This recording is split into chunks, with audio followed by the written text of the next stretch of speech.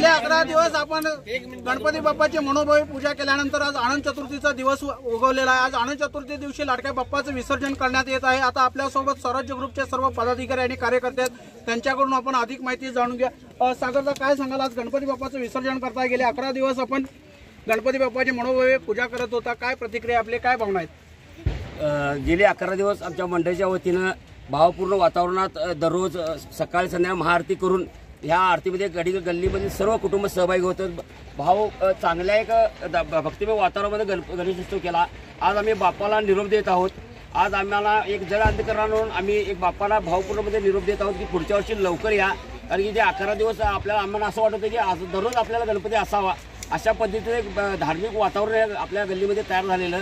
आज सगळ्या डॉल्बी व डॉल्बीला फाटा देऊन आम्ही पारंपरिक हलगीच्या वादावर आणि जास्त आमच्या सगळ्या गल्लीतल्या महिला यामध्ये सहभागी होतात व त्यांच्या पारंपरिक नृत्य, फुगडी असू दे, झिम्मा असू दे, अशा पद्धतीचे नृत्य करत आम्ही बाप्पाला विसर्जन करत आहोत व बाप्पाला भावपूर्ण निरोप देत आहोत। गणपती बाप्पा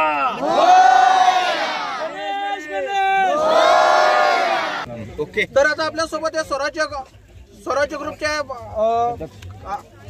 कार्यकर्ते सागर कुराडे बोलत होते। या मंडळाने एक अतिशय चांगला उपक्रम केलेला आहे। यामध्ये सगळ्यात जास्त प्राधान्य या महिलांना दिलेलं आहे। महिलांनी जमा फुगडीचा फेर धरत आणि हलगीच्या कडकडाट आवाज करत डॉल्बीला आणि लेझरला हे जे समाज विघातक जी वाद्यात यांना फाटा देत अगदी पारंपरिक जोशात आणि मोठ्या भावपूर्ण वातावरणात गणरायाला निरोप देत आहेत।